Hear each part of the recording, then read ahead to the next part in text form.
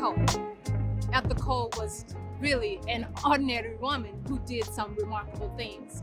She was born in 1899 in the South, believe me. She was born in Virginia, and then when she was 8 years old, her parents decided to send her up north because they felt like she would get a better education up north. So she moved up north with her aunt and uncle. And so when she moved here, she went to school at South High School. And when she was in her early 20s, she married a man named Walter Cole, who became the first African-American detective in Grand Rapids Police Department. But Ethel was a wife, she was a mother, she was a humanitarian. She acted in plays, including The Raisin in the Sun, right here in Grand Rapids in the Civic Theater. She was active in the Civic Theater. She fought for the rights of actors. She was a musician. She sung songs at churches, and she also accompanied her husband when the NAACP would have dances. Her and her husband were prominent members of the NAACP. So Ethel Coe was just a wonderful woman. I feel like she's a beacon for Black people and up and coming artists. My main goal is just make her very symbolic of a beacon, somebody that you can do some quick research on and follow certain aspects of her life. So I really think Ethel Coe was an inspiration because she seemed to be an ordinary woman who stepped out on faith.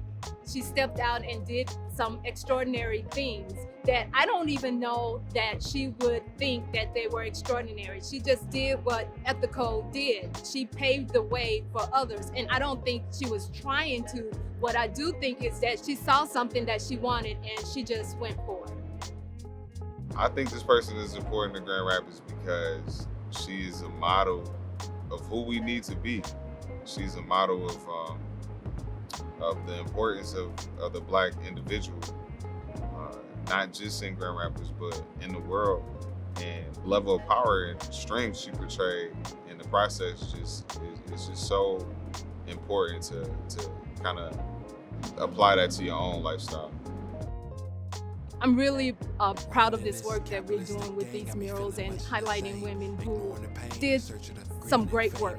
I mean, they kind of did the work ahead of time so that we can take advantage of the work that they have done.